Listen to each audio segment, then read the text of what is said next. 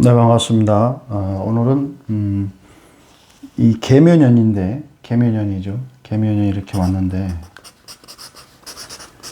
이 철학관을 하시는 분들, 이 현역에서 공부하시고 이런 분들을 보면 이제 모여가지고 토론을 많이 하죠. 이런 사주를 봤는데 이런 사주는 어떻게 통변을 하는가, 구조가 어떤가, 무슨 일이 있겠는가, 좋은 일이 있겠는가, 뭐 합격하겠는가 이렇게 이제 많이 토론을 하는데.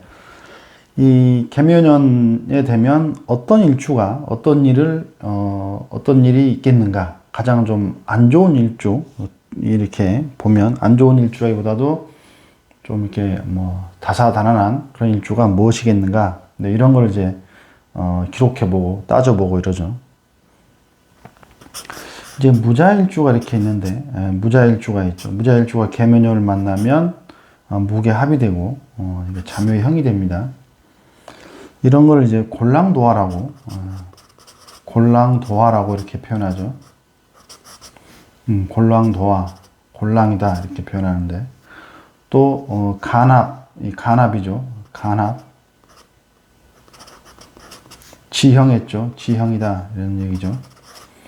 이렇게 되면 이제 여기가 정제죠. 정제 무토 입장에서 정제가 되고 정관이 되죠. 정관이 되는 거죠. 네, 정관. 정제와 정관이 내 몸과 합을 한 거죠. 상체도 합을 하고 하체도 합을 했으니 이런 걸 골랑도화라고 하고 간합지형이다 이렇게 한다는 거죠. 천간이라고 표현하는데 천자를 뺀다고 그랬죠. 그냥 간자라고. 그래서 간합, 그러니까 천간합 이렇게 표현하지만 보통 대개는 이제 간합이다 이렇게 표현한다는 거죠. 그리고 지지는 형한다 그죠. 간합 지형한다.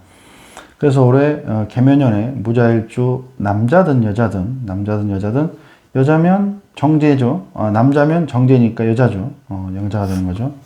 또 남자면 여자면 정관이니까 남자가 되는 거죠. 남자가 내 일지를 형하고 들어오죠. 여기가 정제죠. 정제인데 형화가 들어오는데, 이렇게 나누면 여기는 상체가 되고 여기는 하체가 된다고 그랬죠. 하체가 되고 여기는 동이 되고 여기는 정이 되고 동종으로 나눌 수 있죠. 또 천간은 머리도 되죠. 머리도 되고 또 천간은 동이니까 움직이는 겁니다. 움직이니까 천간은 생각이죠. 생각이 아니고 행동입니다. 행동이고 이 지지가 생각이죠.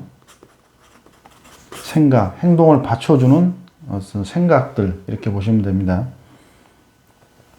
이 지지만 천간을 그냥 보지 않고 지지만 가지고 보는 분도 많이 있죠. 지금도 그런 분들이 있겠죠. 이렇게 천간을 위주로 그냥 지지를 위주로 보는 거죠. 지지가 생활이고 천간은 하늘에 떠 있으므로 이 사람이 어떤 생각일 뿐이지 사건이 일어나지 않는다. 이렇게 풀이하는 경우가 많이 있죠. 저도 처음에 이렇게 이제 이런 식으로 좀 배웠죠. 그런데 이 천간이 동이고 지지가 정이고 간이 동입니다. 이게 동하는 거지. 이게 동하는 겁니다. 그래서 이건 천간은 생각이라서 중요하지 않다거나 그냥 생각일 뿐이다. 이렇게 보면 이제 안 된다는 얘기를 하는 거죠. 천간은 동이고 지지는 정이다 이렇게 보는 거죠. 그러면 이렇게 되면 이제 어떤 일이 벌어지겠느냐? 올해 무자일주가 계면연을 만났는데 천간은 간합하고 지지로는 지형하는데, 그래서 간합 지형이 일어나는데 이런 걸 이제 골랑도화다 이렇게 표현한다는 거죠. 골랑도화다 그러면 성병이 생길 수 있고, 또 이 신장이나 이 방광, 또 어떤 같은 개념이죠. 신장, 방광, 생식기 이쪽에 어떤 병이 올 수 있다는 거죠. 형이 했잖아요. 형이라는 건 수술이니까 하체에 수술수가 있다. 칼이 들어왔다. 이렇게 보는 거죠. 그 다음에 남자든 여자든 또 이렇게 되면 애정사에 대한 문제가 생기죠. 애정사가 복잡해져서 애정사로 인해서 내가 형벌을 받는 형국이 되는 거죠. 그러니까 이럴 때 이제 바람이 나게 되고 또 많은 여자와 많은 남자와 애정사 이런 인연이 있는 거죠. 뭐 양다리 한다 그러잖아요, 우리가. 양다리 뭐 또 유부남 유부녀면 이런 상황에서 애인을 만날 수가 있는 거죠. 그러나 애인을 만나면 고통받는다는 거죠.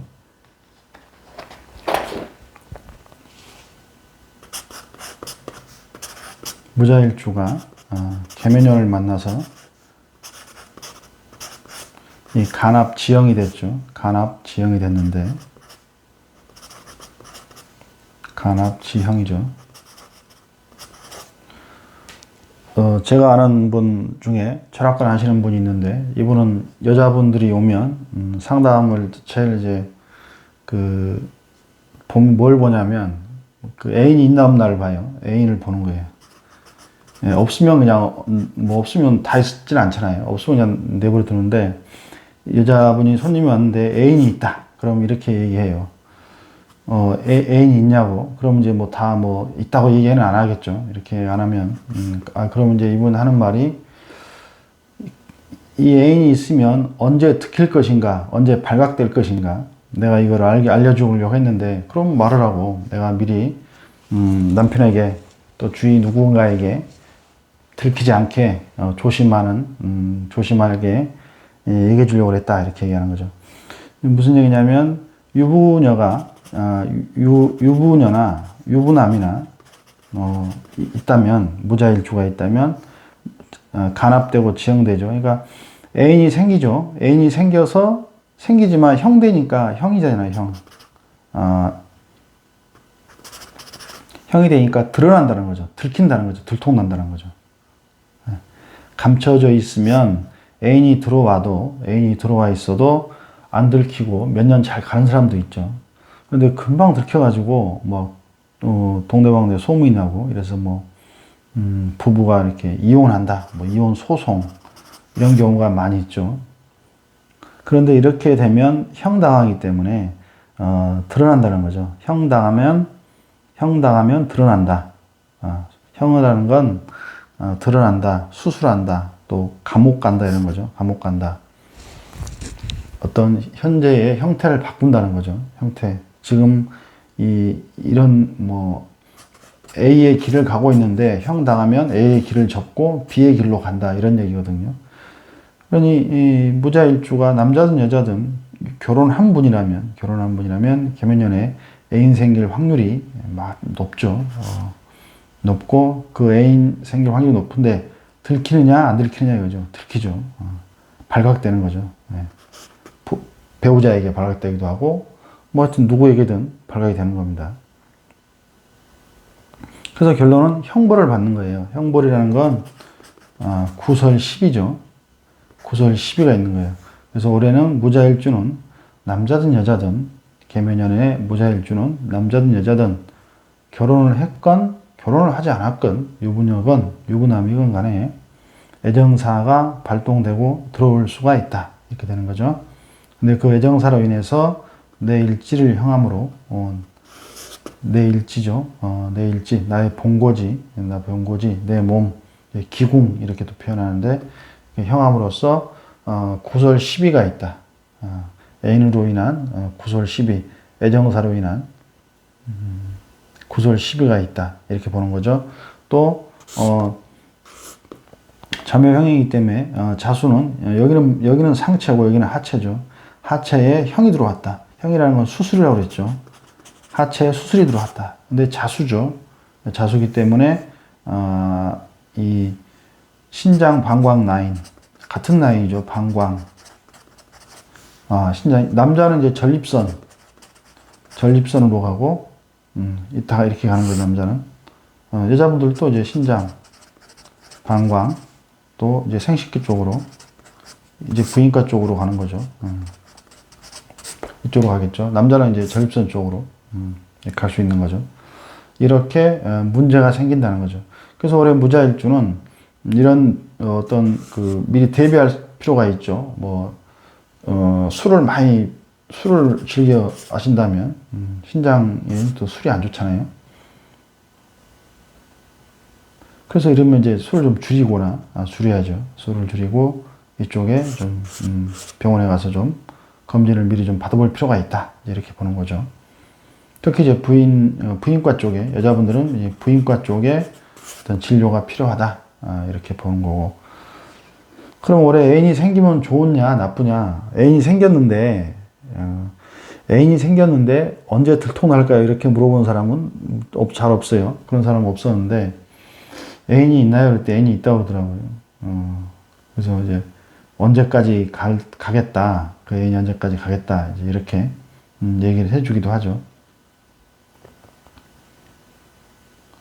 자, 오늘은 계면연애 특히 조심해야 할, 잘 살펴야 할 일주가 있는데 그 중에 하나가 무자일주다. 남자든 여자든 계면연애 간합되고 지형되니 이런 걸 간합지형이라고 하고 골랑도화라고 표현한다. 이런 얘기죠. 골랑도화라고 표현한다. 도화, 여자로 인해서 남자로 인해서 애정사로 인해서 곤란해진다. 이렇게 생각하시면 돼요. 골랑도화는 애정사로 곤란해진다. 그래서 구설 시비가 걸려서 힘들 수도 있고 또 이런 과한 애정사로 인해서 신장 방광 전립선 이쪽이 망가질 수도 있다.